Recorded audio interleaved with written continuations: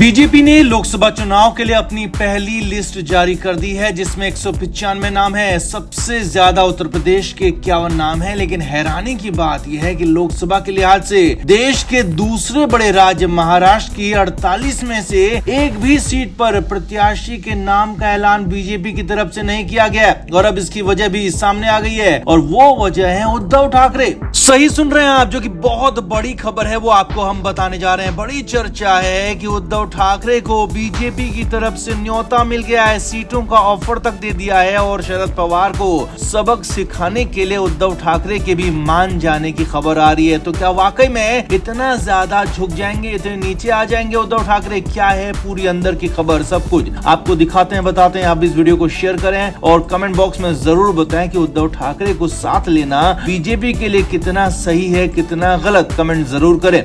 तो महाराष्ट्र में वैसे तो बीजेपी का गठबंधन इस वक्त शिवसेना शिंदे गुट और एनसीपी अजीत पवार गुट के साथ है, और माना यह भी जा रहा था कि यही तीनों पार्टियां आपस में गठबंधन करके 48 सीटों पर चुनाव लड़ेंगी, और इन तीनों ही पार्टियों में सीट शेयरिंग पर समझौता होगा। खबर यह भी थी कि इन तीनों ही में सीटों को लेकर समझौता हो नहीं पा रहा था, मामला फंस रहा था, और इसीलिए महाराष्ट्र में टिकटों के ऐलान में भी देरी हो रही थी। लेकिन अब इससे भी बड़ी खबर आ गई है। सूत्रों के हवाले से सबसे बड़ी खबर यही है कि बीजेपी की तरफ से उद्धव ठाकरे को भी ऑफर दे दिया गया है। जी हाँ, ये बहुत बड़ी खबर आपको बता रहे हैं, जो कि चर्चा लंबे समय से चल रही थी, वो अब खबर में तब्दील हो रही है। सूत्रों के मुताबिक उद्धव ठाकरे को भी बीजेपी गठबंधन में आकर साथ चुनाव लड़ने का न्योता दिया गया है, और ये खबर सूत्रों के हवाले से आ रही है।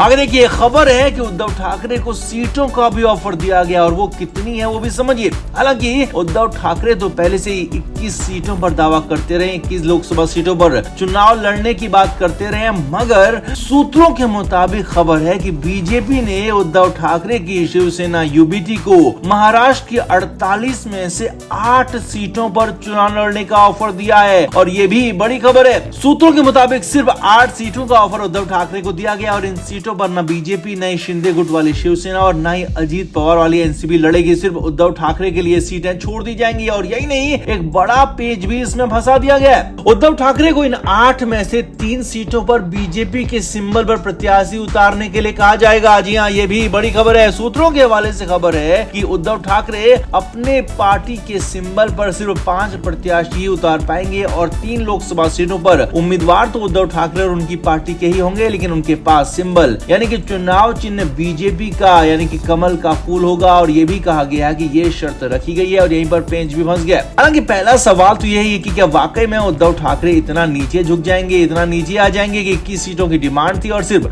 8 सीटें उनको ऑफर हो रही हैं, और वो भी 3 में उनका चुनाव चिन्ह नहीं होगा, यानी कि अलग होने की कंडीशन में उद्धव ठाकरे के पास सिर्फ 5 ही सांसद बचेंगे, और वो भी तब जबकि सभी उनके उम्मीदवार जीत जाएं। तो क्या उद्धव ठाकरे सिर्फ 8 सीटों पर मान जाएंगे? क्या 8 सीटों पर वो संतोष जता पाएंगे?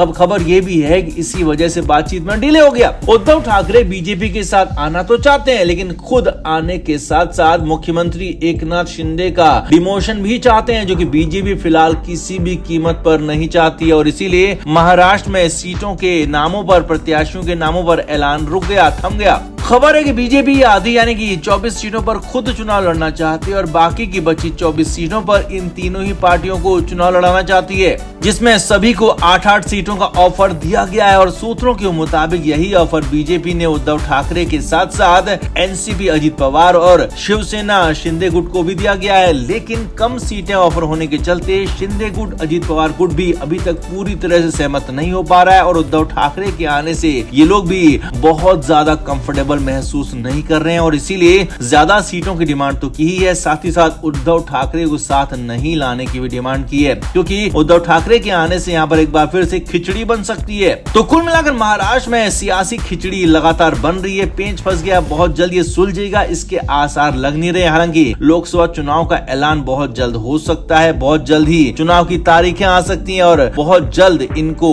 यानी कि महाराष्ट्र में सियासी पार्टियों को चुनावी गठबंधन को लेकर तस्वीर साफ करनी होगी। हालांकि उद्धव ठाकरे के बीजेपी के साथ आने की चर्चा ने दोबारा जोर पकड़ लिया है। अंदर से ऐसी खबरें आ रही हैं जिससे महाराष्ट्र की सियासत में जबरदस्त बज़ बना हुआ है। तो आपका इस पूरे मामले पर क्या कहना है, कमेंट करके जरूर बताएं, वीडियो को शेयर भी करें।